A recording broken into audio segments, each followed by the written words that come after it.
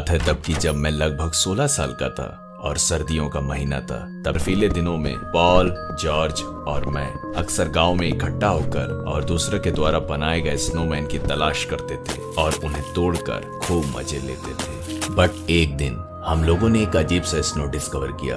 वो स्नोमैन एक आदमी के जैसा भारी भरकम था और काले कपड़े पहने हुए था और काफी डरावना दिख रहा था।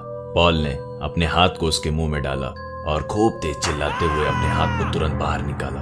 उसने देखा कि उसके हाथों से खून निकल रहा है। दरअसल स्नोमैन के मुंह के अंदर काफी ज्यादा ब्लेड्स लगे हुए थे। गुस्से में पॉल चिल्लाकर बोला, जो कोई भी मेरा खून बहाएगा उसका भी खून जरूर बहेगा।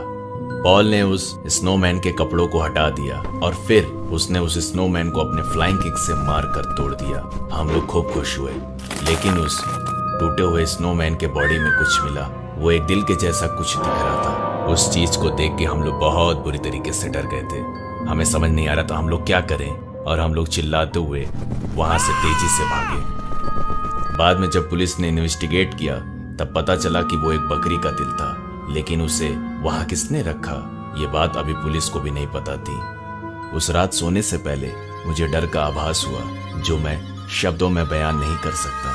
मेरे घर में ठंडी हवाएं आ रही थी। मैं बिल्कुल अपने कंबल में लिपटा हुआ था और ठंड से कांप रहा था। उस दिन पूरी रात मैं सो नहीं पाया। उस दिन से मुझे रोज फील होता था कि ठंडी हवाएं पूरी रात मेरा पीछा कर रही हैं और मुझे डरा रही हैं। जब ठंडक का असर थोड़ा खत्म हुआ तो मैं स्कूल गया।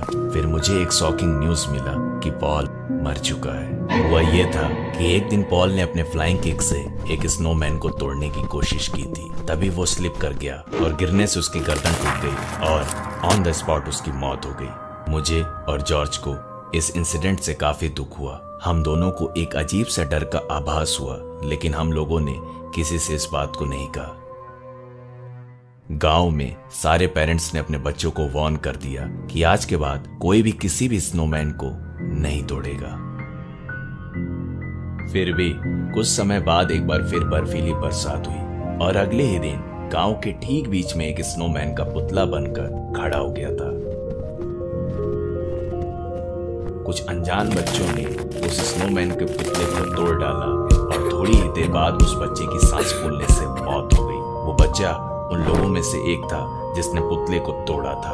उसके बाद उस गांव में रहने वाले लोगों ने अपने बच्चों को स्नोई दिनों में बाहर जाने से मना कर दिया और अपने अपने दरवाजे को अंदर से लॉक कर लिया। इस तरह से अब गांव में स्नोई दिनों में कोई घूमने के लिए बाहर नहीं निकलता। बावजूद इसके बर्फीली बरसात के बाद आज भी वो स्नोमैन काले कपड़ों में गांव के ठीक बीच में नजर आता है, लेकिन उसे छूने की हिम्मत किसी में नहीं है।